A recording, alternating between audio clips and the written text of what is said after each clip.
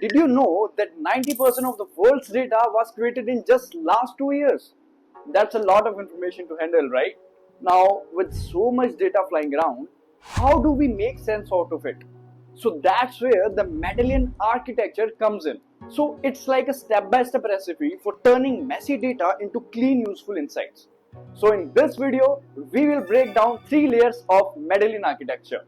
We will walk you through how this architecture works with both batch and real-time data, how it ensures fault tolerance, and much more in detail. Now, before moving forward, make sure to subscribe to the channel and hit the bell icon for more videos like this.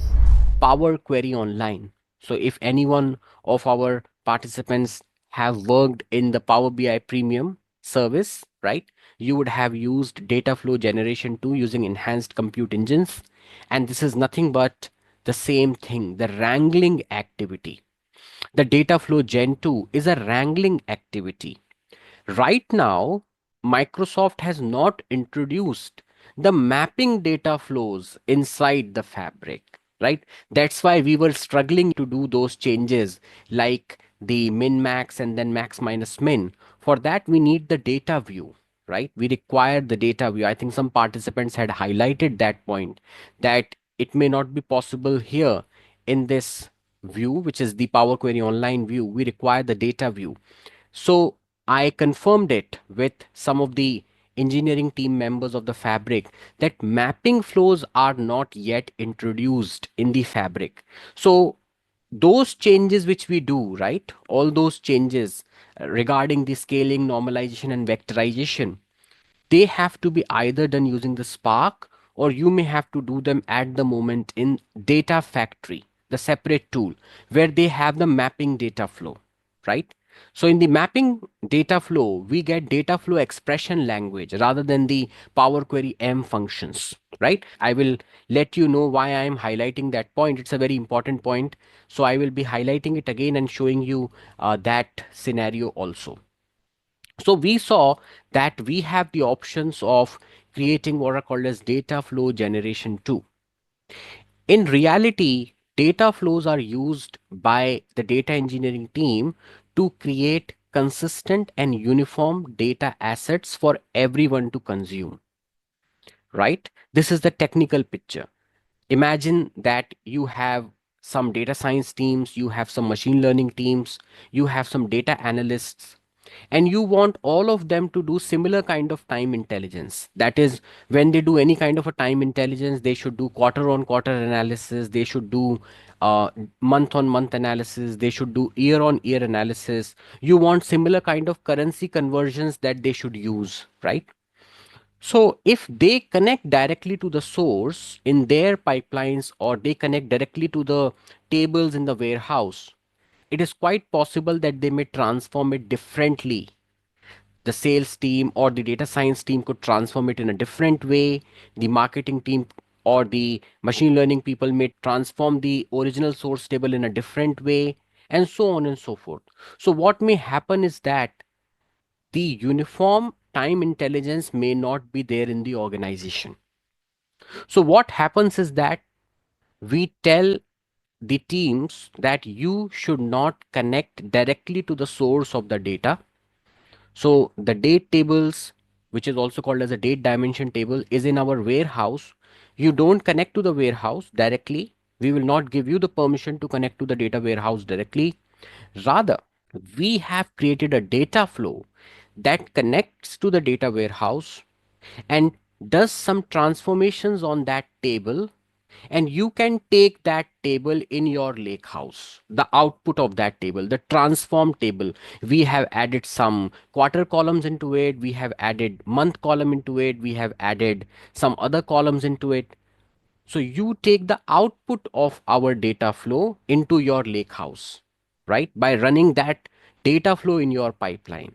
So what will then happen is that all of them will have the same output irrespective of who is running it.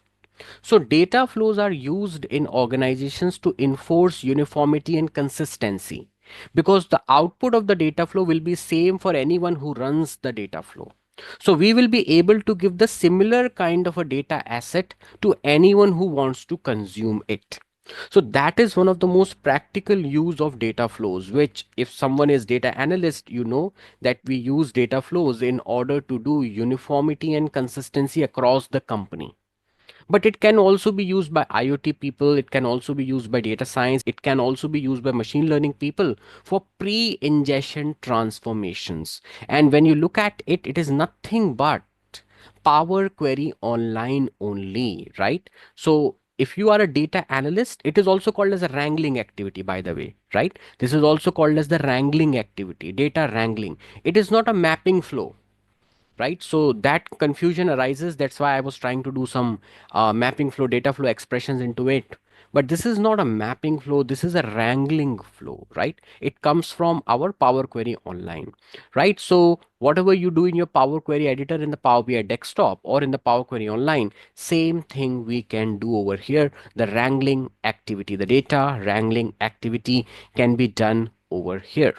So I will be comparing towards the end of the day for us the Power Query wrangling data flows, which you have over here in the Fabric, with the mapping data flows, right? Where you can even use data flow expression language, which is available in the data factory. So what we were trying to do, yes, I was trying to do with the diabetes data, that is very easily doable in the mapping flows, but not here because data view is not available over here directly, right? More on it we will do later, right? This is not a very high priority topic, so we will be looking at it towards the end. So these are the two most important items for us which are available, one for wrangling and one for as is ingestion. How are we going to derive the value out of our data? Big data, as you know, right, it has different v's in it, right? We say that big data has high velocity, the data is moving at a very fast pace, the data is generated at a very fast pace, right? So big data has very high velocity, big data has very big data has very high volume, right?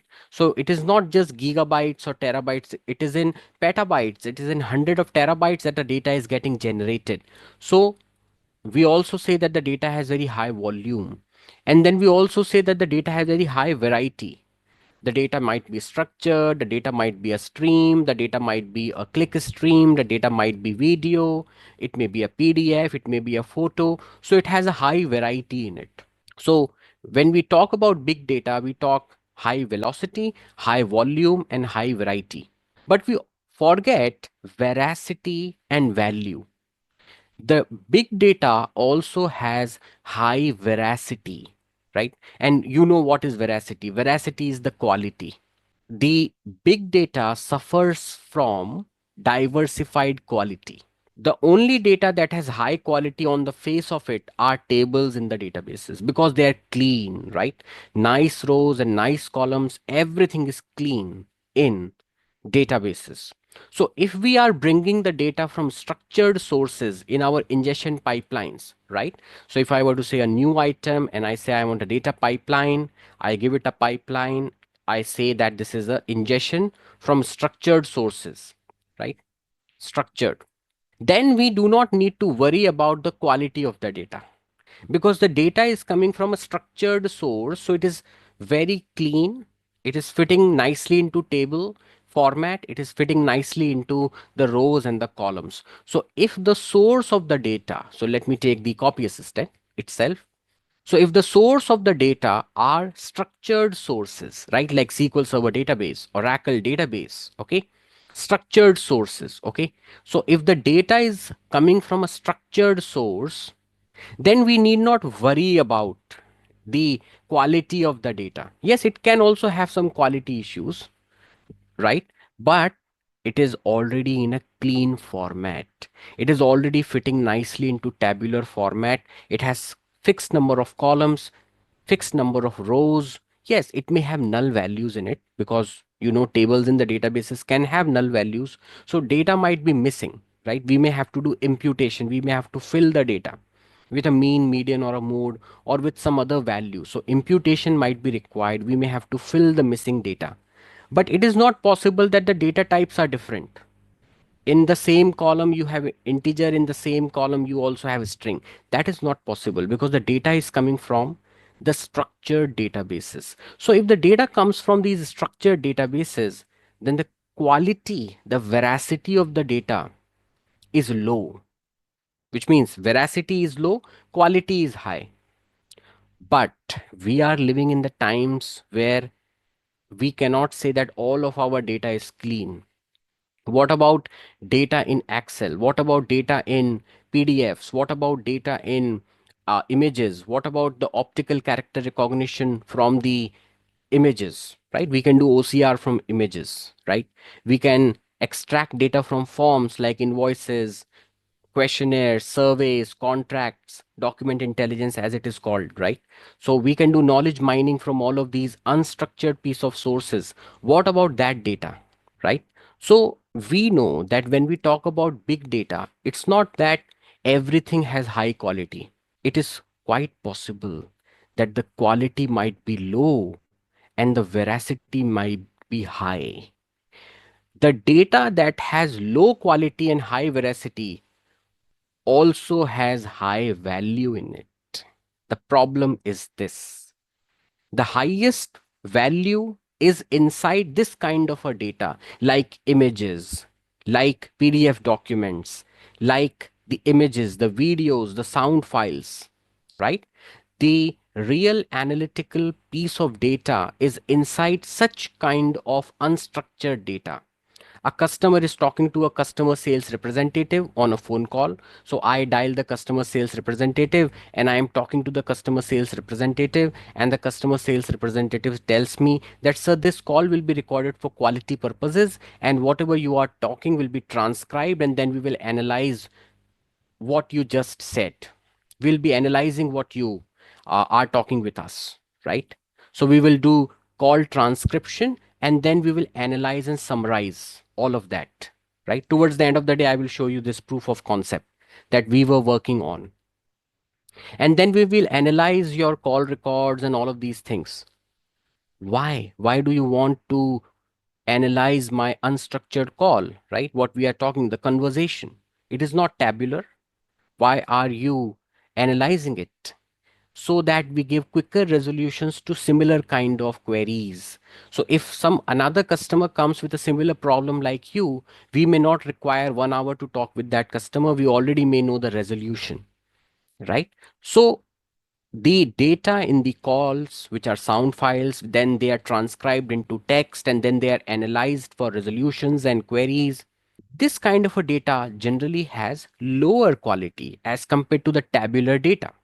So this data, although has low quality, but has very high value. Generally, the organizations would like to analyze such kind of a data. They may have invoices, they may have contracts, they may have questionnaire forms, they may have invoices, they may have purchase orders. They would like to extract the information out of these documents through document intelligence and optical character recognition, and then they would like to analyze this data. They may have sound files which they would like to analyze after transcriptions. They may have images of various kinds that they would like to do various kinds of image analysis, and they would like to then analyze. They may have videos of various kinds. They would like to do video indexing. They would like to do social distance monitoring using those videos, understanding the areas of the city where there are a lot of traffic. If there is a lot of traffic in a certain area, or there are a lot of people, social distance is very poor in that area, right? That could be a problem, right? For some law enforcement agencies. So what I'm trying to emphasize is everything is not structured. There are data assets which are not structured, which are PDF documents, which are images, which are videos, which are sound files, which are live streams. Although they have poor quality as compared to tabular data, their value is very high. When we analyze such data, we get lot of insights out of such a data. We get real information out of that data. We get knowledge and wisdom out of that data, knowledge mining, as we call it. So the point that we are highlighting is there a systematic refinement procedure available which could help us to tap into such data assets and systematically refine them for analytics, because they are not in the form and a shape that is ready for analytics. And we also want that the data should not get corrupted. The data should be recoverable from corruptions.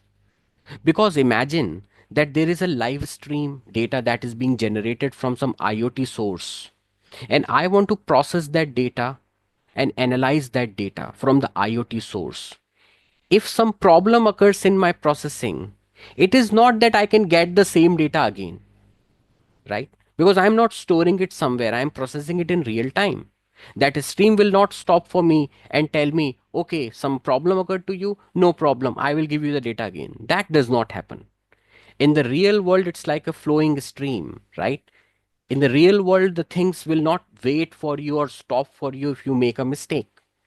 So it should be fault tolerant, and it should have a mechanism by which we should recover from faults, and the data corruption should be as minimal as possible. So is there a refinement process that is available? Is there something which is called as a systematic refinement process which we can follow, which can help us to tap into the value of such data assets? The answer is a very big yes, right? What is called as the Mendelian architecture. It is also called as Delta Lake architecture when we talk in real time streams, when we are processing the real time streams. And we call it as a Delta Lake architecture because the intermediate steps in it are delta tables. For what purpose? For fault tolerance and protection of data from corruption. Let us do an architectural whiteboarding quickly to understand what is the Delta Lake architecture or what is a Mendelian architecture, and then we will demonstrate this in both batch form and in real time form. In the real time form, I will be going it as a walkthrough, right? Because in the real time, it is generating certain errors, right? I had tested it again. Maybe some Spark configuration errors are happening. I don't want to troubleshoot it at this moment. So I have one batch and another one is real time for you, right? So what is this Mendelian architecture? It is a very popular architecture. You might have heard about it, but let us quickly highlight what is the Mendelian architecture. So let us look at the Mendelian architecture, and it is also called as the Delta Lake architecture. We will quickly cover the grounds with the theory and then move towards the batch demonstrations and the live demonstrations. That is the streaming demonstration. So this is what is called as the Mendelian architecture. Mendelian architecture. It is also called as Delta Lake architecture. Delta Lake architecture. It is called as Delta Lake architecture when we are talking about streaming sources, right? When we talk about that the source of the data is a streaming source, also called as an incremental data set. When the data set is incremental data set is not a batch, but it is an incremental data set. That is, the data set is generated in real time in increments. That's why it is called as delta, right? That you have a very big data set, but it's not available as a batch. It is getting generated every minute, every second, right? Some data is getting generated, like this live stream that we are doing at the moment. So this live stream is a full video file, but this video file is getting generated in real time, and after the 4 hours are finished, then it will be available as a batch, a full video file. So at this moment, it is a real time stream. It is getting collected as a video recording, and after 4 hours, then it will be available as a batch. So this call itself with its video recording is nothing but a real time stream. It's an incremental data set, right? So when we talk streaming, then we also tell it as Delta Lake architecture, incremental data sets. And when we talk of batch, right? When we talk of batch data sets that are available as batch for us, okay? They are not generated incrementally, they are available as a batch. right? So that we call it as a Mendelian architecture. So what is it?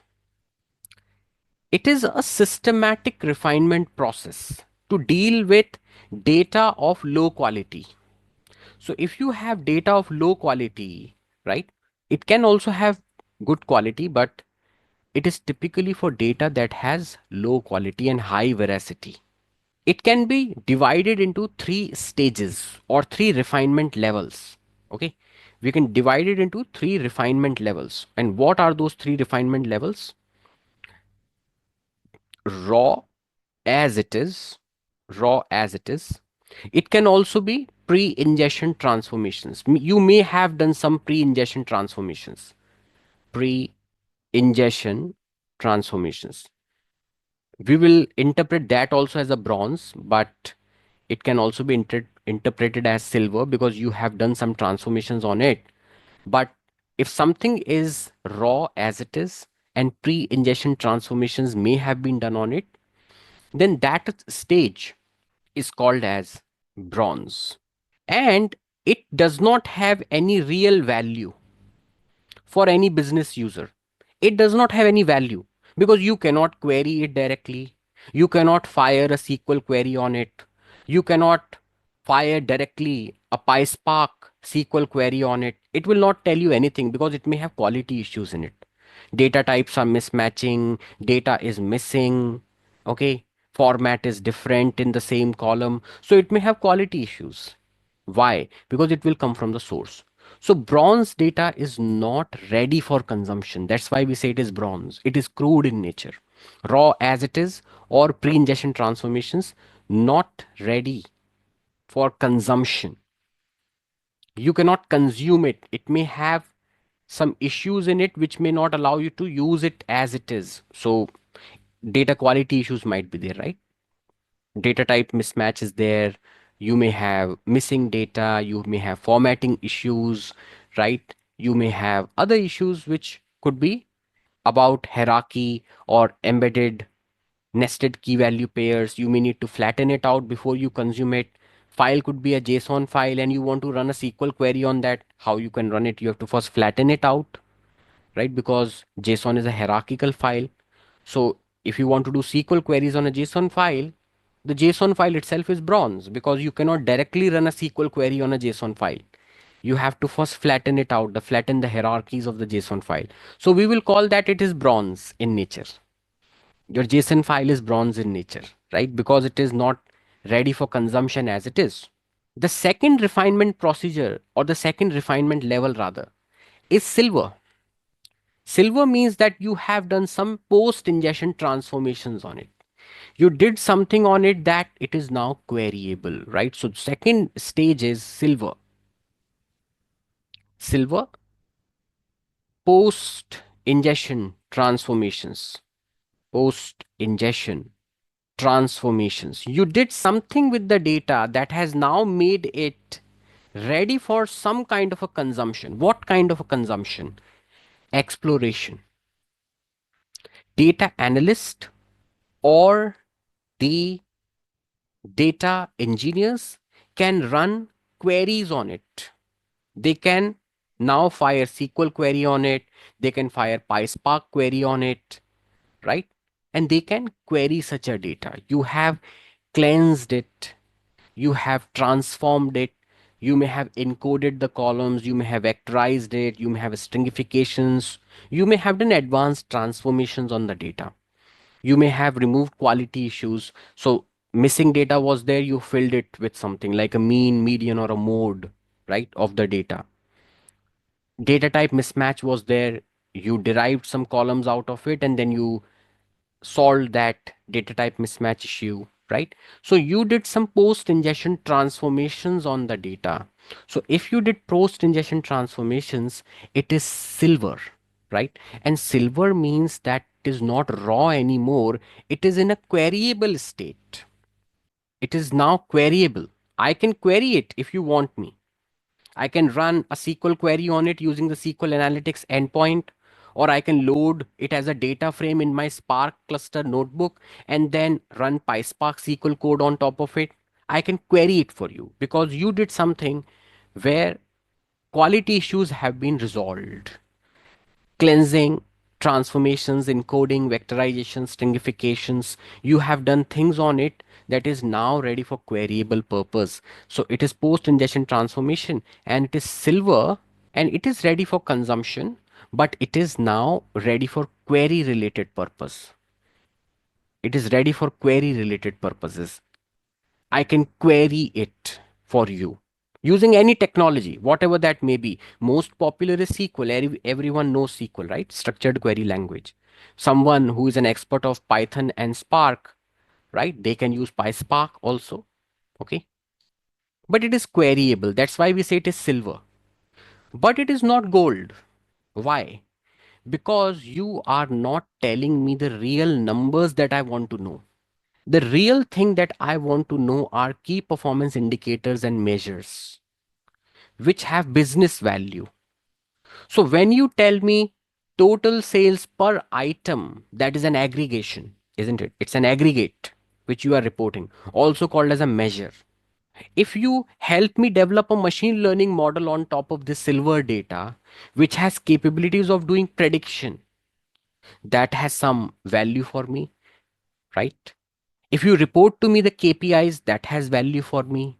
If you report to me the aggregates, that has value for me. I cannot directly ask downstream consumers to work with the silver data. So the next level of refinement is when it is ready for downstream consumption. What is that downstream consumption? We don't know, right? It depends whether downstream consumption is reporting, whether downstream consumption is data science and machine learning, where downstream consumption is auditing and summarization. We don't know what is your downstream consumption. But let us take the most simplest of all, right? No organization on this planet can survive without reporting on their KPIs, right? Organizations, companies can survive if they don't have a machine learning model, if they don't have a forecasting model, if they don't have AI agents, they can survive. But how can they survive without having reports? If I don't know what is my quarterly sales and whether it is growing or not, then how I can do any business intelligence? How can I do any business analytics? So the easiest of all the analytics is the easiest of all the analytics is that you help me get aggregates. You give me the aggregates. These aggregates is what we will consume, right? So that which is aggregated, okay, containing aggregates. So the data using silver, which we have aggregated, which contains aggregates, also called as KPIs, key performance indicators, or you can also say measures, right? Measures, KPIs, perspectives, etc. Okay. They have business value. They have business value because if they are reported in real time or fresh, we are ahead of our competitor. If my product managers, if my CEOs, if my CFOs get reports refreshed every day with the fresh data, we are better than those CEOs and those product managers who get weekly reports, who get monthly reports, who get quarterly reports. Because if you report on as fresh data as possible, we have a competitive edge. We know about the market forces better than our competitors, right? So, aggregates, if you report to me the aggregates using the silver, right? And that is called as gold level. Gold. That is gold because it has business value embedded into it. Direct consumption of business value, right? So I gonna have direct business value in it. Okay. So that is gold. Something which are aggregates, something which are KPIs, measures, etc. It can also be a machine learning model. It can be an ML model also, right? If you talk about data science, okay, it can be an AI agent that is developed on top of this data. Okay, it can be a cognitive search index which is developed on top of the silver data. All of them has a business value. Machine learning model will have prediction capability, forecasting capability. AI agent will have some AI capability like vision capability or a speech capability or translation capability or decision making anomaly detection capability. The cognitive search index will have intelligent search capability for me. Okay. So this kind of a data is the real data, is the real thing that I want. I want some machine learning model that is helping me to do predictions and forecasting. I want an AI agent that is doing some kind of an AI work for me, like translation, speech, okay, and LLMs and whatnot. Okay. I want cognitive search. Easiest of all to think is aggregates. You are reporting to me key performance indicators, measures, etc., which is gold. Now, the point to understand is that this should act as a pipeline. That is, bronze feeds the silver, right? So, this feeds the silver, silver feeds the gold. And obviously, where do you get the bronze from? You get the bronze using your pipelines, whatever your pipelines are, the data ingestion or data flow gen 2, right? So this will be the data ingestion pipelines. Using the data ingestion pipelines, okay, you're going to get your bronze. So what are the sources? Sources could be in two form, batch or real time, right? Sources could be two, batch or real time sources, right? So batch sources could be batch sources or real time. Batch sources, your SQL Server databases, right? Your lakes and Amazon S3 buckets, lakes, S3 buckets, Oracle databases, okay, CRM systems, APIs. So those all are batch. Now, what is the point to be noted in batch? The point to be noted in batch is if I do some mistake at this step, can I start again? What do you think? If I fault at this step, let's say I have a batch data located in the source, right? I have some data in the SQL Server table. I run an ingestion pipeline or a data flow gen 2 pipeline, okay? And I bring some data in the bronze layer, which is my lakehouse, as you know. And then I do something and I bring it to the silver. And then I fault. I get some error, okay? I fault over here. So is it possible for me to restart again from the beginning? Can I restart again from the beginning? Answer is yes. Absolutely. Because you have batch data, right? Your data is in batch format, which means it is always available over here. In case you error out, you can get it from the source again, or you can get it from the bronze. So if you error out at any stage, you error out here, you error out here, you encounter a fault anywhere. We encounter a fault anywhere. You can directly restart the process using uh, either by running the pipeline again or taking the data from the bronze. You can start again because in the batch we have this luxury that if you go faulty somewhere, you have your bronze data available. You can take that or you can even invoke the pipelines again to get the same data. But let us ask the same question.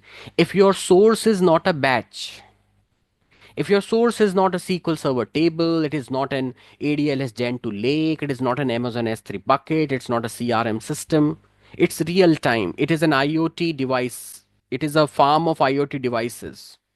It is TCP IP socket. Okay, it is a network socket. Okay, it is some event stream. It is some event stream. Okay, it is coming from IoT hub or it is coming from the event grid, event stream, or it is coming from an event grid. It is coming from an embedded system like embedded controller emitting signals, etc. It could be a real time source. Real time source means data is generated incrementally. Data is getting generated incrementally. It is coming not as a single batch. It is not coming as this batch of data, right? This batch. Data of every 3 days, which was collected in the SQL Server. It is a batch. Okay. Data is not coming here as a batch. It is generated in real time as a small increments, right? The data is generated in small increments. That's why it is called as delta, right? that the data is getting generated in small increments. The source is emitting the data in real time. Whatever the source as real time source is, it is generating these small data. When you look at this entire, this is the full data set, but it is generated in an incremental fashion. Small data is generated. It is an incremental data set. This data set is getting incrementally generated, incremental data set. Now, if the data set is real time coming from some source, and technically speaking, it is an incremental data set, not a batch, it's an incremental data set, not a batch, then the question that comes to mind is super simplistic that we have to ask is that if an incremental data set is being generated in small increments, then if I encounter a fault at this step, if I encounter a fault at somewhere in this process, do I have the luxury to restart again? Will this guy stop for me? It will say, okay, you have encountered the error. Let me stop for you, recover from the error, and then we will begin again. Imagine that you are sitting in this class. It is a real time stream that is taking place at the moment. It is a 4-hour call. The data is generated in real time, right? If your laptop encounters a fault, because on your laptop you are running the Zoom software which is helping you to listen to this call.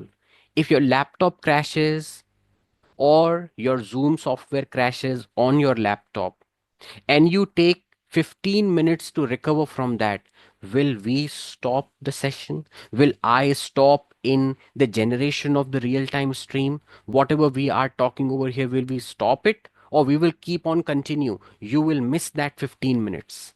But here we are recording the call, so you will be having the batch file of it after 4 hours. You will be able to listen it again, what you missed. Imagine that there is no recording. We are not recording anything anywhere. Imagine that the Zoom call has no recording. Okay.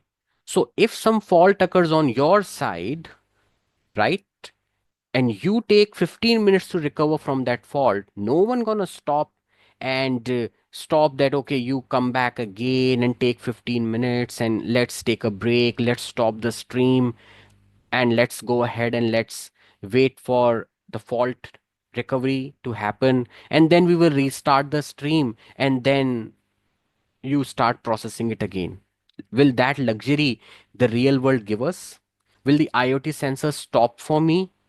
Will the TCP IP sockets stop for me? Will the event grid or service bus stop for me in generating the messages and the events? Absolutely no. If you encounter a fault, you either gonna miss the data that is being generated by the real-time system, or you may have to essentially plan for something which can help you to do fault tolerance, which can help you to recover from that fault, which can help you to do fault tolerance, right? So if the data is real time, let us say the data is coming. Let me take a very simplistic example to highlight this. Let us say the data is coming from here in .json format from some IoT sensor, .json format.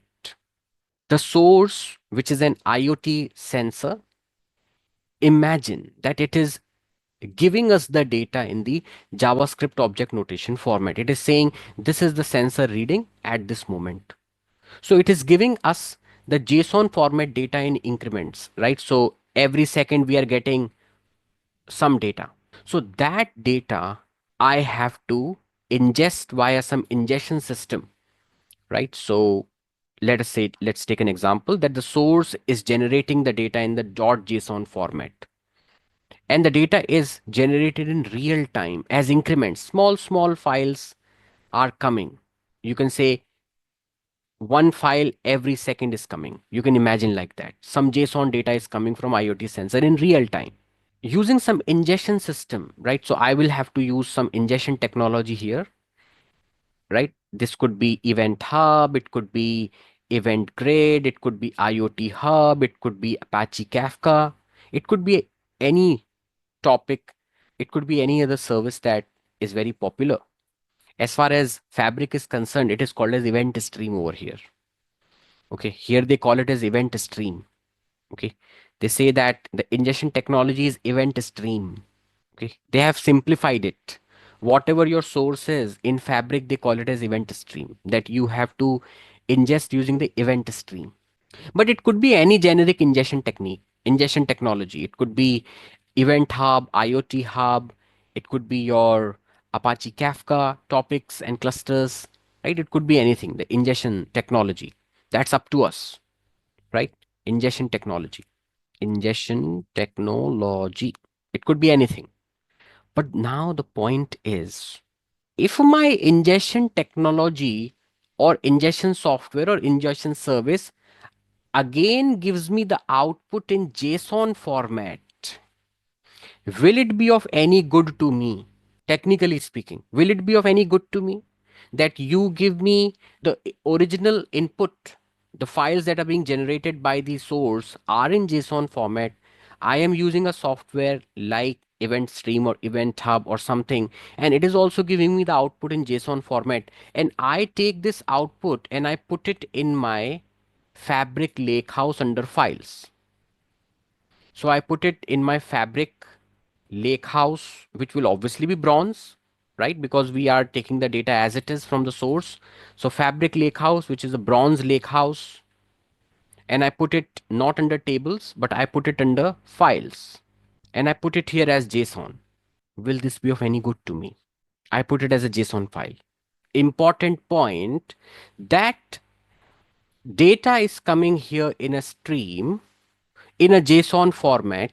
Using some ingestion software, you get the data in JSON format and you write it under the files again in JSON. Imagine you do some transformation on it, T, and it changes. Obviously, if you transform the data, obviously the file content will change. Content will change because you did some transformation. Content will change.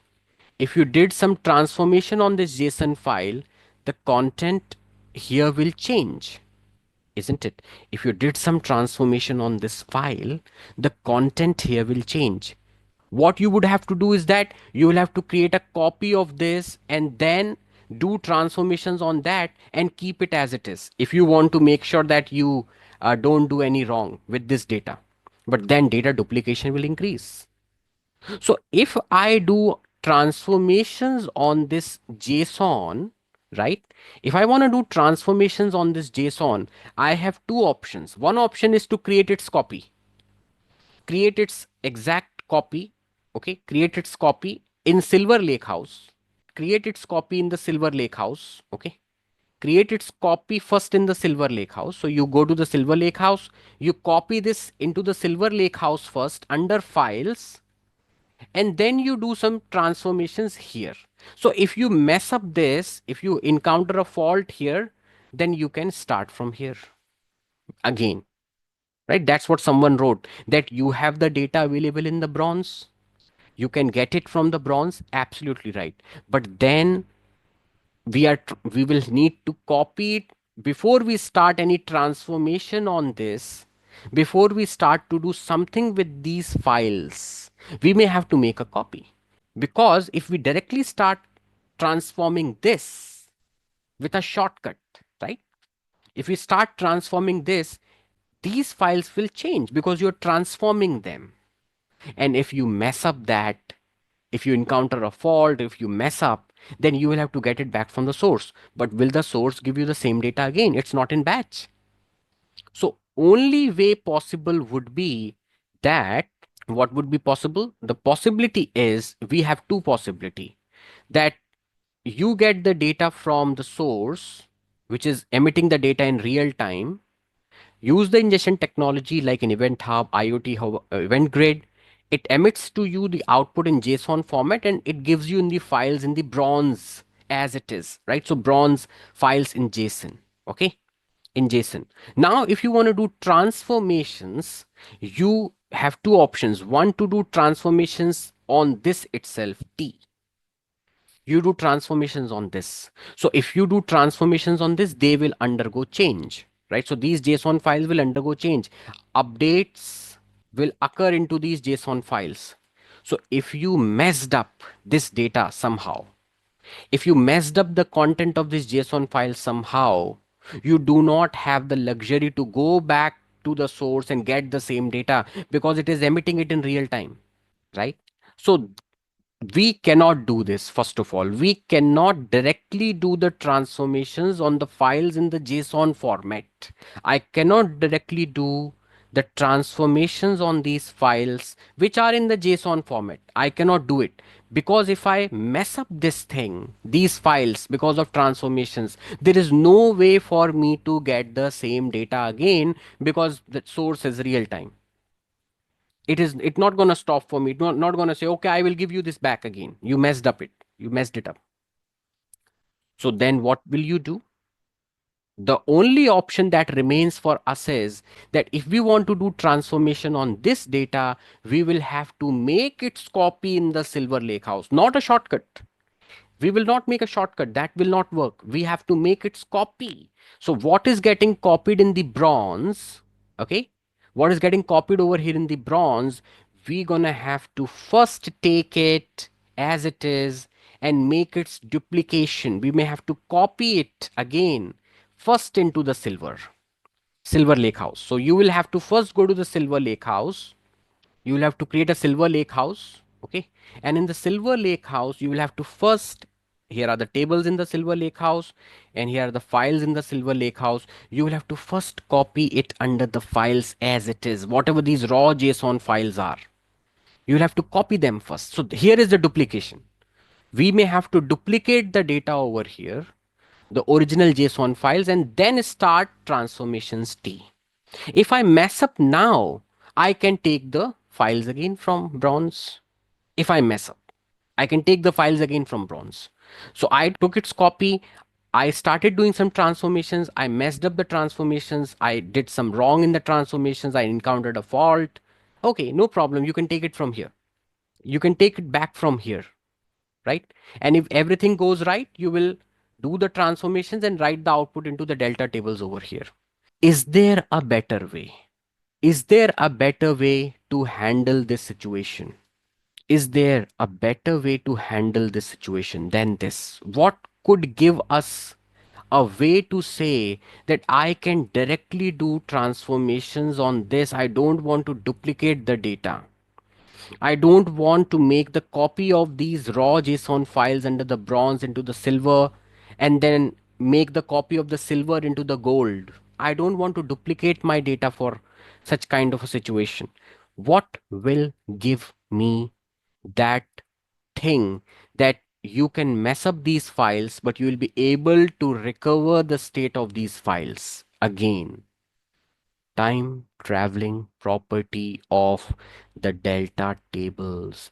That is why Microsoft has made it mandatory that if you want to keep tables in our lake house, they have to be in the delta format, because as soon as any format like JSON, CSV or Parquet is converted into delta format, we also create an corresponding delta log transaction file which records what updates you have done, and another data Parquet file is created with that update. The original Parquet file is kept as it is. That's the delta format. So why they have said that you need tables in the delta format? To support the Mendelian architecture. So we do not need to make the copy of these files in the Silver Lake House. We can simply convert the data from the JSON. I can say load to table. I can say load to table, and it gets loaded as a delta table in the bronze. So it becomes delta table in the bronze. Now, once it becomes delta table in the bronze, what will I get? I will get original files are here. The original JSON files remain over here as JSON only. I say load them to table as a delta table. Now, what will be the advantage of this? What is the advantage? This is what will help me to implement Mendelian architecture. This is the game changer. It will help me to implement the Mendelian architecture. This will help me to give me the Mendelian architecture. Why? Because now These raw JSON files, I'm not going to touch them. Let them be collected over here. Let them get collected over here. These raw JSON files, let them be collected over here. I'm not going to touch it. They will always remain in the pure state. Whatever the input came from the source, right? Whatever the input came from the source, I will keep on collecting them under the files section of my lakehouse in the original JSON format. But I will not do any transformation directly on the JSON format. It is not going to give me the transaction log. So I simply say load this into the delta table over here. Now this is the game changer. Why? Because the data format of the JSON files will be converted to Parquet, right? It will become columnar in nature for optimized reading. But Microsoft will, the Fabric will also add the delta log along with it. So whenever now I make any change into the delta table, now if I make any transformation in the delta table, then a new file in the log will be created, which will record that change, transaction log recording. It will record the transaction log, and a new Parquet file will be created. The original Parquet file will remain there only. That is how delta format works. You have your table in delta, you make change into this table, insert or an update or a delete. We're going to create a new Parquet file with those changes, and the changes will get recorded in the transaction log, and a new version is created. So original version is 0, new version is 1, and so on and so forth. You keep on doing the changes, a new transaction log file is getting created and a new Parquet file is getting created with those changes, incremental changes. What is the benefit now? If I mess up something, I have now two options: to recover the delta table back, version as of, timestamp as of. I can go back because I have a transaction log. I can restore it back to the previous version, or I can start fresh from these files. I have those two options available. The two options are, because I loaded these tables, I did not touch them at all. I loaded them as delta table over here, right? In my lake house, okay, in my bronze lake house. Then what I can now do is I can simply go ahead and I can enjoy the acid compliance of the delta. I can enjoy atomicity, consistency, isolation, and durability on this data. Original data will now become staged. We will interpret this as the staged data. This is the staged data. If something goes so wrong that we have to go back to it, we go back to it. Otherwise, there is no need to go to it.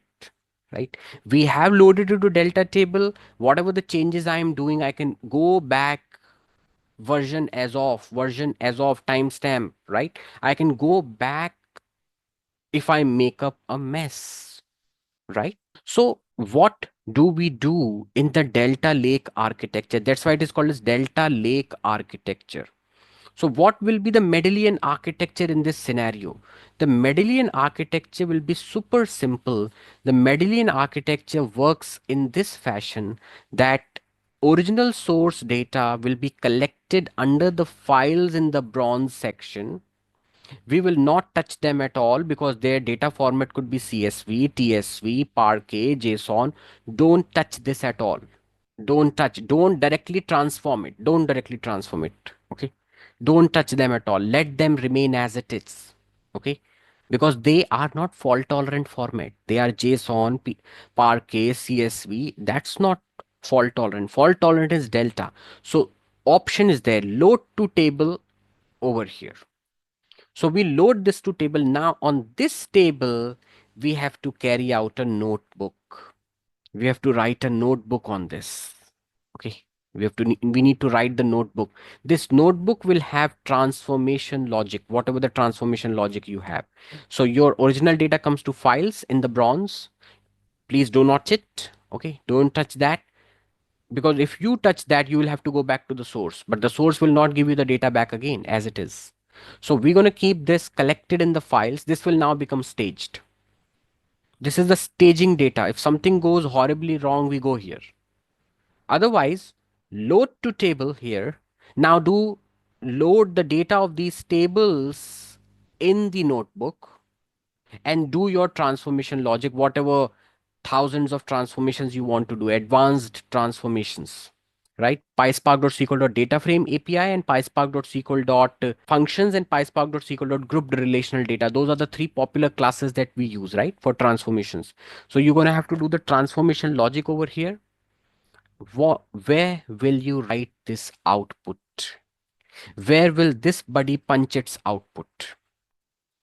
The output of the notebook, which takes the data from here, bronze delta tables, it does some transformation logic on those bronze delta tables. If it fails, it can recover version as of, it can go version as of, or if it goes horribly wrong, it can start from files again. It can start back from files again.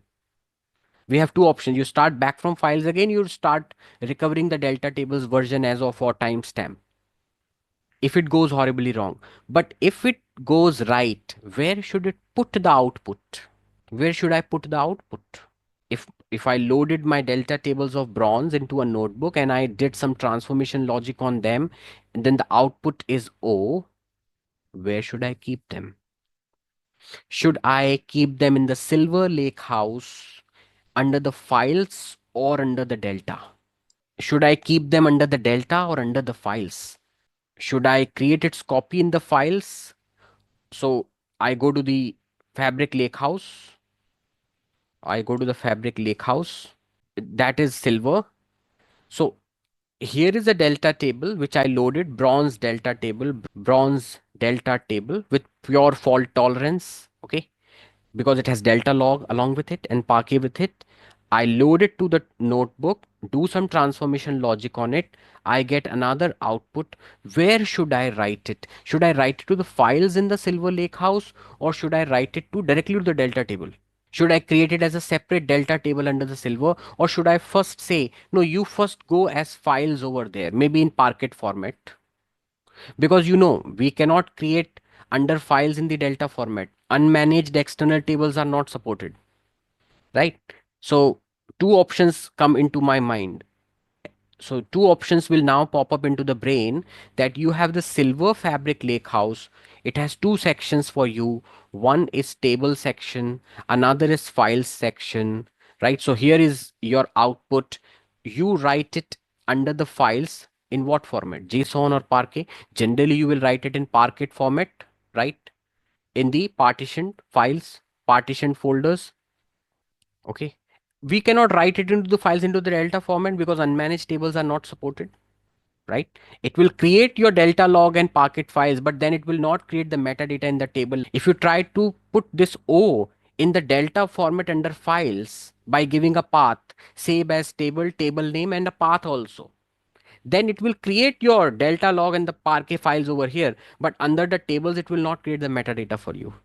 It will error out. So two options will be there, that the output you can write not in delta format but in Parquet format under the files section. Absolutely fine. We can do it. No problem. The output O that we are getting from the notebook, which we ran on the bronze delta tables, we can write it as Parquet partition files. Okay. Under the file section, not delta. If I were to write it here delta format, save as table, and then I say path also, then it will create delta log and Parquet file here, but then it will not create metadata here. It gave us an error that if you try to create such a kind of a table where the data is in the files, but the metadata is under the tables, such a table is called as an unmanaged external table. That is not supported. Only managed tables are supported. So we do not want to create O in the delta format under files. That's does not make any sense. So you may put it as a Parquet format. Then this becomes staged, right? It will increase data duplication. Better would be that we directly write this under the tables, because at the end of the day, it will maintain the data into the Parquet only here, but it will also maintain the delta log. So in the Silver Lake house, there is no need to maintain it in the files. And why would I put it as JSON or CSV here, right? That does not make any sense. right? This output O does not make any sense to be written as a CSV or as a JSON at all, right? Not at all. That will essentially be saying that I don't want any fault tolerance, right? So that would not be right. So we don't want to write it in CSV or JSON. We may want to write it in Parquet format. But why would we write it in Parquet format? We could write it simply back to the tables over here, because that will have delta and it will also have the data itself in the Parquet format. So the general principal approach as far as Silver Lakehouse is concerned is that what we do is you take your output O from here. If you want to maintain its staging copy, right, you can maintain it under the files in the partition Parquet folders, right? They will not be fault tolerant. Obviously, this will not be fault tolerant, but this can act as something which is intermediate in nature, right? If something goes wrong, you don't need to go back to the original bronze files. You can start from these Parquet files, or you can roll back, you can restore these silver delta. So you write the O, priority number one is write them directly to the silver delta tables. Write them directly to the silver delta tables. Option number two is also possible, it's not wrong. You can write them under files as partition Parquet files, not JSON or CSV. That does not make any sense. You can write it to the Parquet partition files. The point is, if something goes horribly wrong while you are processing these delta files, you can recover, restore to the previous version. But what if you want to start fresh from these files? That's possible. So sometimes it's quite possible that you are maintaining the output O separately as Parquet partition files under the files section and also under the tables section. It will unnecessarily increase the data duplication, but it also gives you a sigh of relief that if something goes horribly wrong while processing the silver tables, if something goes horribly wrong while processing the silver tables, I want to start fresh with these files. Although you can recover the version back of your Parquet files or of your delta tables over here, version as of timestamp, because the delta gives us that option that if something went wrong while you were processing these silver delta tables, you can come back, you can do version as of 0, version as of 1, timestamp, you can go back. But what if I want to start fresh, I don't want to go back, then you can take these files and start from here. That's the only advantage that these files will add, but they will increase data duplication. So this is an option that is again which is available. Some people do it, some people don't prefer to do it. So that's up to us, that we can write the output or in the Parquet partition, or we can continue with the delta format itself. And again, once you have written it over here, then the next step would be to take these into another notebook or into the same notebook itself. No problem, we can continue the work in the single notebook, but you take them in the notebook and now you apply the gold logic, whatever that gold logic would be. That gold logic typically would be aggregations. So we're going to take the silver delta tables. We're going to take the silver delta tables, do something with these silver delta tables, the transformation logic of aggregation. Okay. And then output O will be written into the gold layer. And again, the two options would be there, that I write them to the gold delta, or I can keep them into the gold files also in case someone wants to consume these files rather than the delta tables. Like maybe data scientist. A data scientist tells me, give us the files. Okay. Because we want the files, which is called a tabular data set, right? They say that give us the files instead of the delta tables. Or AI team says, give us the files, right? Or Power BI desktop user says, I don't want to connect to your lakehouse and read the delta tables. I want the files so that I can load them to the Power Query editor and do something with them. Maybe, right? So you do some logic over here and then you write in the gold delta. Now this gold delta is ready for reports. And these gold files are ready for machine learning, data science, okay, machine learning, data science, AI, summarization, auditing. So these gold delta tables are ready for report related purposes. You can use them into explorations. You can report them to CEOs, CFOs, product managers. And these files that you have over here in your gold, they are ready for other batch processes like AI, ML, DS, auditing, summarization, and other things. And anything which goes wrong in this format, in this pipeline rather, is recoverable.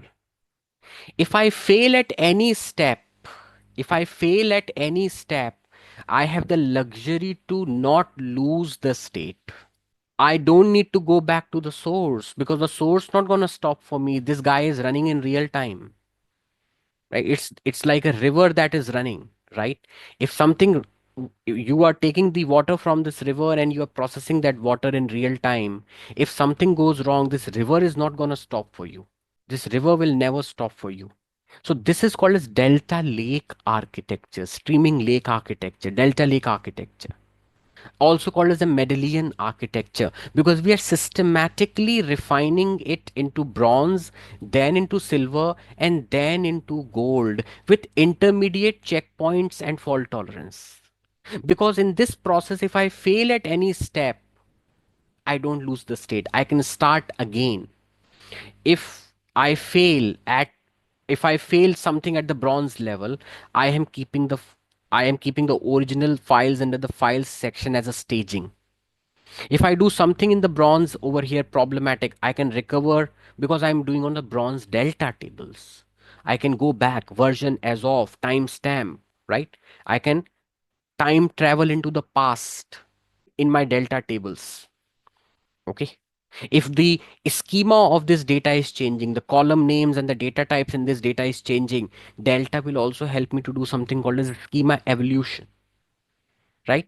You can create delta tables, append or replace.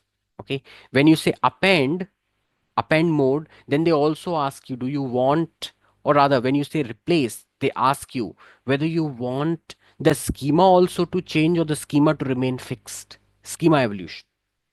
So we can also manage that also.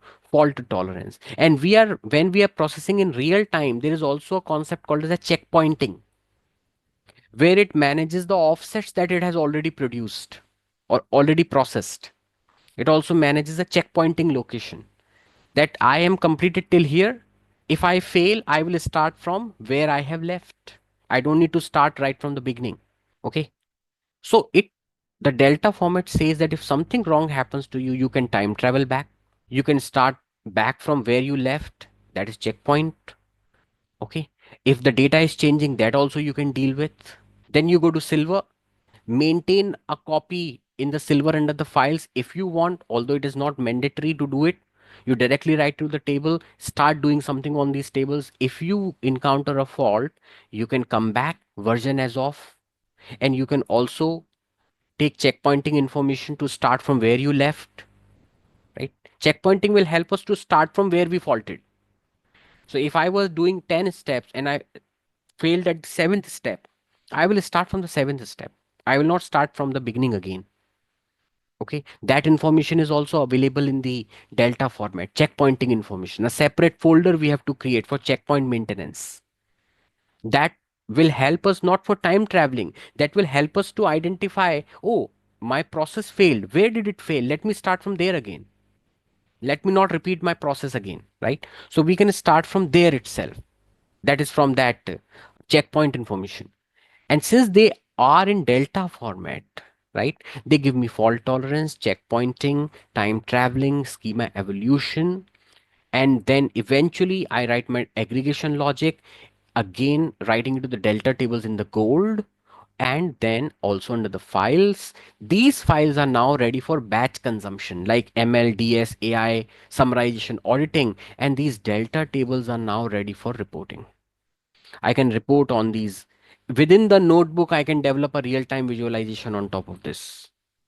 I can develop a real time visualization on this delta table. The visualization itself will be reflecting over here. This appears as a change data capture because the source is a streaming source, but it is not really the CDC. It is not really the change data capture. Change data capture is used in mirroring by Microsoft. So when we will discuss about mirroring, then we will see that when we mirror any source in the fabric, Microsoft automatically do the CDC pipeline for us, change data capture pipeline. This is not change data capture. We are transforming it intermediate. It is not that some change occurred here and that we are capturing. CDC is that the source, there is something in the source that has changed. So that you capture. But here we are not taking changes in the source. Source is giving us the data. We are transforming it to eventually bring it to the gold layer. This is Delta Lake architecture. This will provide us what? This will provide us fault tolerance because you are using Delta format for the processing. Fault tolerance. This will have checkpoints for us. This will give us checkpoints. It will tell us that, hey, you failed. Where did you fail? I will tell you, start from there. Okay. And it will obviously have time traveling and schema evolution. If you encounter some issue and you say, I have messed up my processing, let me go back, my transformations were applied in a wrong way, these are not the right transformations that I wanted to do, please take me back. Okay, fine, Delta format you're using, you can come back. You're not processing Parquet files, you're not processing directly JSON files. That's why we never gonna do transformations on these files or these files or these files. They are acting as a staging, or they can be consumed for different process like AI, ML, and all this. We will never do transformations on these files because they are not meant for transformation. If you started doing transformations on them, no one is maintaining what you changed. Change will only be maintained, that is, your transaction will only be maintained if you are working on a Delta format, because the Delta format has a Delta log. That's why it is Delta Lake architecture, streaming lake context, time traveling schema evolution. That is all available to us. Handling it in the batch format is way simpler as compared to handling it in the real time format.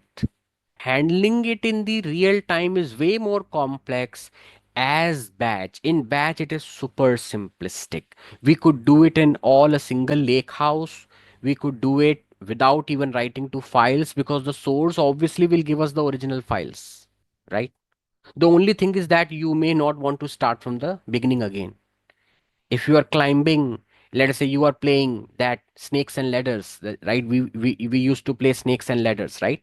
In the when we were kids. So if you are on the 99th uh, point, 100 points are there, right? So if you are on 99th point and the snake bites you, you come back to where the tail of the snake is and you start from there, right? So sometimes you don't want to begin from the beginning again. So we may require checkpointing, right? But in batch, we generally don't use checkpointing. Checkpointing is mandatory in streaming. Checkpointing is not mandatory in batch. So in batch, it will become super simplistic, right? You have the original source, the data is available as an original source in the batch. You run your ingestion pipeline or a data flow gen 2, you bring it under the files in the bronze, load them to delta table in the bronze, load those delta tables into the notebook, do some transformations, write the output to the silver delta tables, do something more, write the output to the gold delta tables, and then those gold delta tables and the gold files are ready for reporting. Systematic refinement procedure, nothing more than that. But if you are dealing with real time, then you have to worry about this guy will not stop if you fault it somewhere. That's the biggest issue. The real time system, the source of the real time system will not stop for you if you encountered an error. If you encountered an error somewhere here, you can get back the data again. But if you encountered an error, you encountered a fault in a real time processing structure somewhere, this guy is not going to worry. It will continue to fly, it will continue to behave, it will continue to run, it will continue to go ahead like a river. It will not wait for you. So you have to mandatorily process it as a delta. We have to mandatorily use delta here. There is no other way, and you have to systematically take steps in between. Bronze, then silver, then gold. If you directly started doing transformations here itself into gold, you say, okay, I will do it in one step, I will do everything in gold directly. That is not the right strategy. You're going to have to do it in steps. The steps that people, the data engineers have identified, it's a design pattern, which means it has been found to be successful in the production. It is very successful. That's why they are saying it's a design pattern, that you first do bronze, keep the original data untouched. This could act as a staging if something goes horribly wrong. Keep it as it is, staged. Don't touch it, right? Don't touch this bronze data. Keep it as it is. Don't touch it. This will act as a last resort, because this guy not going to give you again. So you keep it here untouched. Don't do any transformations on these. Don't change these files, update. Don't update anything into these files. Don't insert anything into these files. Don't delete anything from these files. Load them to Delta. Now you are ready. Once you have loaded them to Delta, now comes the Delta log and the Parquet format. So now if you do any changes on these Delta tables, you can recover back if something goes wrong. You can do version as of timestamp. You can go back. If something goes horribly wrong, you start again from these files, load them to fresh delta tables, right? You say I messed up here, so load back to another delta table these original files. Don't touch these original files, right? Don't directly transform them. They are in JSON format, they are in Parquet format, they are in CSV format, they are in TSV format.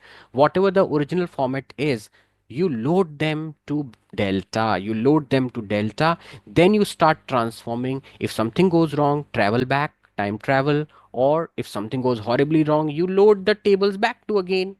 You don't have to go to the source. And even if you went to the source, source will tell you, I don't wait for you. Time and tide waits for none. I am already flowing in real time. It's not a batch source. So you do the work, you do the transformations on the bronze. The right way to do transformations on the bronze would be a notebook.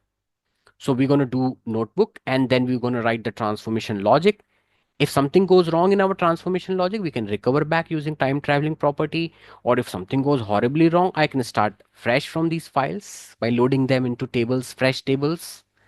Okay. And then eventually, once I complete my work, I have output O. That output O is now queryable.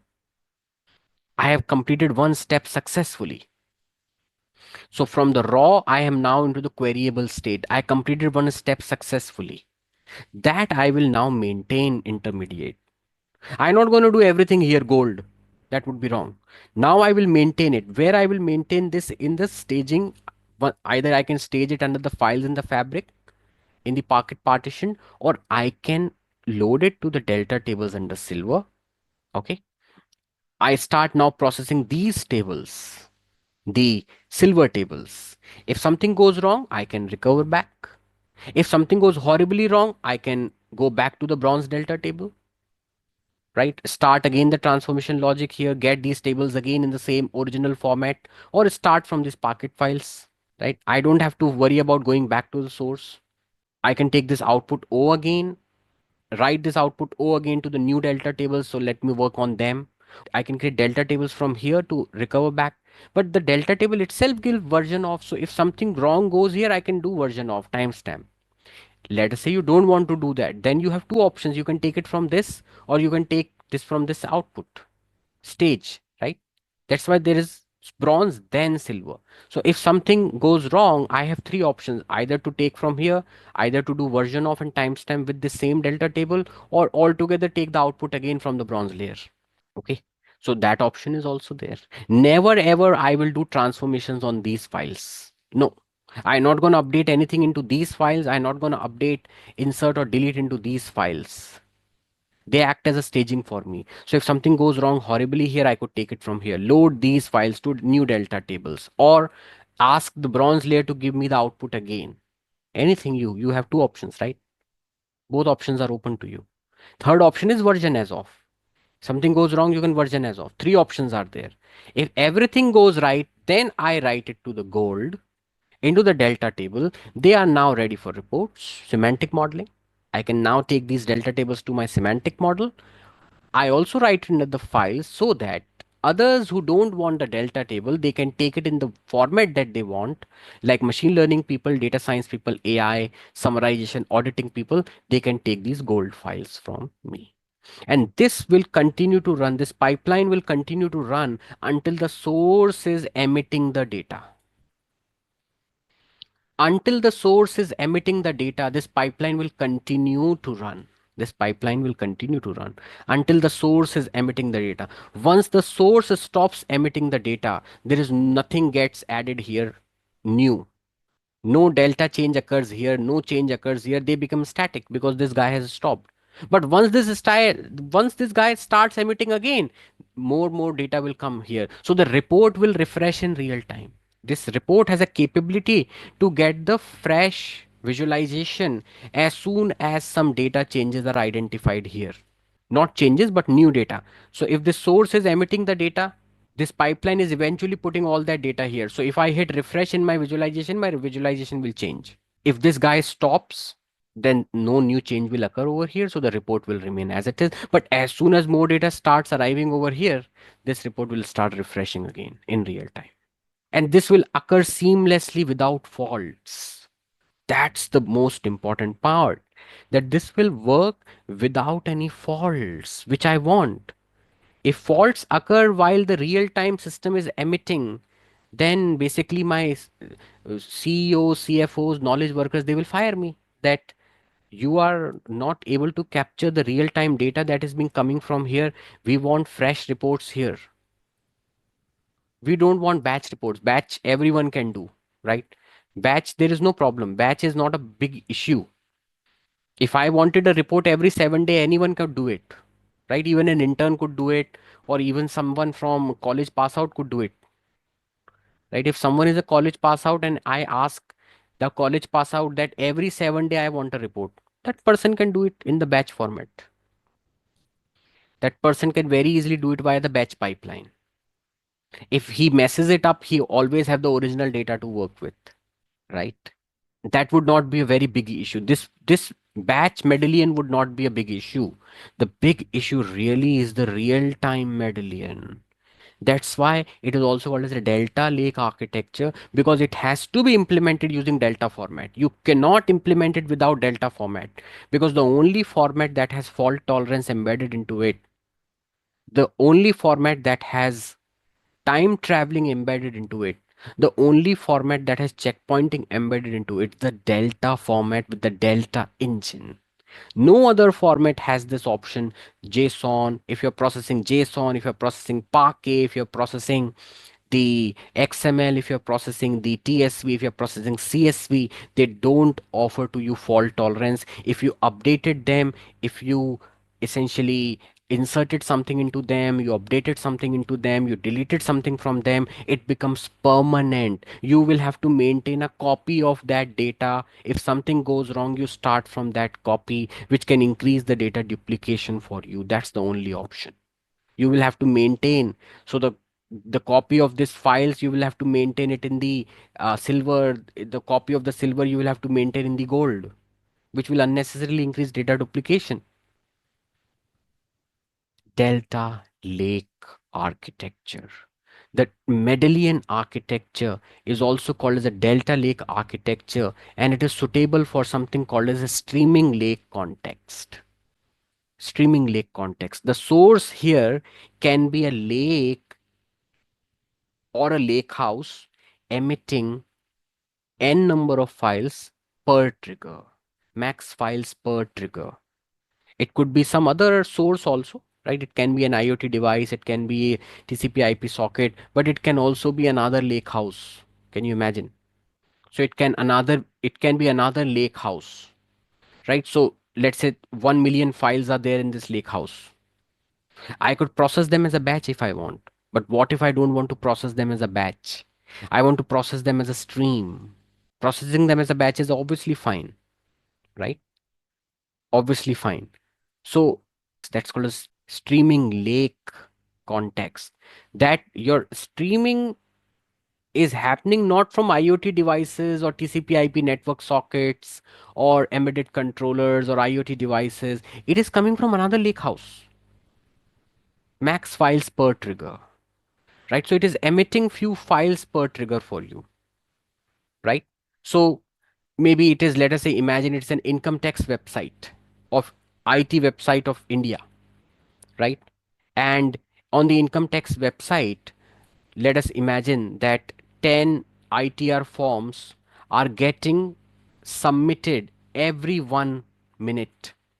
Every 1 minute, 10 ITR forms are getting submitted. So these 10 ITR forms that are getting submitted, they are being stored by the website via an Azure function into a lakehouse. And we have to now process them. Obviously, I cannot process all of them. Okay. Can I process 10 ITR forms all in one go? No, I should not. So they are getting collected over here in the lake house. 10 ITR forms every 1 minute are getting collected in the lake house using an Azure function. I will take one file every 2 minutes out of it. I'm going to take one file every 2 minutes. This becomes a streaming lake context. The files are getting streamed incrementally. One file will appear every 2 minutes in your pipeline, goes eventually to the output. After 2 minutes, one more file will come, goes via the pipeline, appears in the output. Whatever the logic you write here, and it is keep on happening as a real-time pipeline. So it can even be something called as a streaming lake context. It does not always need to be some IoT device, or it always does not need to be an IoT device or an embedded controller or a system on chip or a microcontroller or event grid or a service bus or a TCP IP network socket. It does not always need to be that. It can even be that the files from the lake are getting streamed to you. Streaming lake context, right? We are collecting n number of files from some software in the lake. You cannot process all of them. Okay, so they are getting collected here. You take one or two files every 2 minutes or every 5 minutes, max files per trigger. You take max files per trigger. So those files will be written into the bronze, then they will be loaded to delta, then they will be transformed, then they will be written over here, then they will go to the gold, and eventually they will appear in the output. Then another file will come and so on. And this will keep on running until all files are processed. It will keep on running incrementally. Delta, increment. That's why they have named it delta. It is suitable for incremental processing. It is suitable when you have data not available as a batch, but it is a streaming for you, streaming lake context. Because in a streaming lake context, we need to maintain the fault tolerance, right? So this brings me to the end of the theoretical aspects of the Medallion architecture. Why do we need Medallion architecture is I cannot say that I am a Superman and you give me just the raw data and I will give you the gold directly. That's a wrong architecture, wrong design pattern. If someone believes that, okay, you give me, this is bronze, right? Bronze. If someone believes that, okay, you give me the bronze data and I'm going to directly do gold on it in one go, that is not possible in real world, because in real world we can encounter faults. In real world we can encounter network related instance specific errors. We can encounter faults from any place where we could, right? You may run out of RAM on your cluster. What will you then do, right? Okay, so in real world faults occur in between. In real world it is quite possible that you may encounter some issue in between. So then, if someone says, I want you give me just the original data, bronze, and I will directly do gold on it, that may not work. You have to systematically come through steps and systematically make checkpoints in between. That if something goes wrong somewhere, you have the option to go back, recover, or if you faulted somewhere, to start from where you failed. You cannot say that let me start from. Imagine you have 100 steps and you failed at the 99th step. Then you would not like to start from the first step. You would like to start again from the 99th step. Checkpointing. That possibility is only in the Delta format. That possibility is not in JSON format. If you believe that I will process JSON files, if you believe I will process Parquet files, if you believe I will process CSV files, we don't have in it. If I inserted, updated, or deleted anything in those files, there is no way to go back again. You may have to maintain an original copy of the data always with you, and you will have to start from the beginning again, right? And no one wants that in the modern world. I cannot start processing the petabytes of data right from the beginning. Okay, I will not say that let me run my processing logic on a Kubernetes cluster and my company is paying $10,000 for that Kubernetes cluster every month, and then I tell them that see, our processing failed I was running my Kubernetes cluster for the 20 days and the processing was happening, but now it has failed. We need to start again from the beginning. So that means you wasted 20 days of money on that cluster for running that cluster unnecessarily, right? You wasted compute power, you wasted time, you wasted data assets, you wasted RAM. You were running the Kubernetes cluster. First, I am highlighting this is our bread and butter. The data ingestion pipelines that we have to run here. So that's very important. Let me just quickly highlight. This is our bread and butter, right? How to write the pipelines.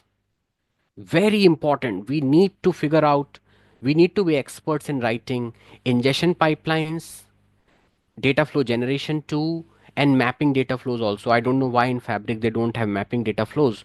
Maybe we should give them the recommendation all that you should introduce mapping data flows also in Fabric. They are only available in Data Factory and Synapse at the moment. Wrangling flow is called as data flow gen 2, which they have introduced in Fabric. Maybe in the future they will bring mapping data flow also into Fabric, as far as what I believe. This is very important. And then writing this logic as a pipeline, right? Writing all of this logic as a pipeline, right? The entire process. This is very, very crucial, right? And it is even more important to understand why we are doing it. I have seen in previous sessions and previous classes that this appears to be simplistic to people, that you want to write ingestion pipelines, connect to the sources and ingest the data into the Bronze Lakehouse, do some pre-ingestion transformations using the data flow Gen 2, which is also called as a wrangling activity, which is nothing but Power Query Online. Okay, that is fine. That is practicable. People do practice on it. That's all fine. But when it comes that you need to now give me the value out of that data, you got this data. What will you do with it if you don't know how to get value out of it in a right way? If you got petabyte of data over here and you started to say, let me take it bronze, let me do gold directly on it. It may happen once or twice, but in sometimes you will encounter error and you may have to start again from the beginning. Right? So we need to first practically understand why do we need Medallion architecture. So Medallion architecture is what we need. And believe me, Medallion architecture on batch is super simple. This is not hard, right? If you do practice on this, or even a school intern or even some college pass out does practice on batch Medallion, that is not a very big deal. You can always do batch Medallion very easily, because there is a luxury in this. The luxury is this: I messed up, original data is always available, you can take it if they have not deleted it. Or if you maintained its copy in the bronze, you can always go to the bronze and ask the original copy in the bronze, which is under the files section, because we will never touch that. What is under the files, we will never ever update that, delete it, insert anything in the bronze files. Okay, that luxury is there. If I fail over here, I have the luxury to start again, right? But not in real time, not in streaming lake context, or not in a streaming context. There I have to figure out that what would be the right way to make sure that this pipeline works seamlessly fine without encountering errors. The technology that is used to implement this is called as Spark Structured Streaming with Delta Lake. Spark Structured Streaming with Delta Engine. We have to do that on the Delta Engine, not without Delta. I cannot say that I want to read JSON and do structured streaming on JSON. No, that would not be beneficial for me. What if I encounter fault? If I change my JSON file, no one is recording the transactions, what I did on that JSON file. So I will maintain the copy of the data, or I will have to start again from the beginning to the source. But in real time, no one will give me the source data again. The river will not stop for me, right? So I will have to maintain its copy unnecessarily. So obviously I will do it on the Delta engine, Spark structured streaming with the Delta engine. This simply we will have to use the PySpark data frame API. So here we have to use data frames, simple data frames, not the structured streaming, right? Not streaming data frames, but we can do it directly on We can do this directly using data frames. No problem. That would be easy, right? So PySpark.sql.data frames is what we have to use, whereas here we have to use the structured streaming. This is the Medallion architecture. Medallion architecture on batch and Medallion architecture on streams. And that's a wrap. We have covered how to take raw data to turn into something valuable using the Medallion architecture. So whether you're working with real-time data streams or batch files, this method keeps your data clean and consistent. Now, if you find this video helpful, give it a thumbs up and comment if you have any doubts.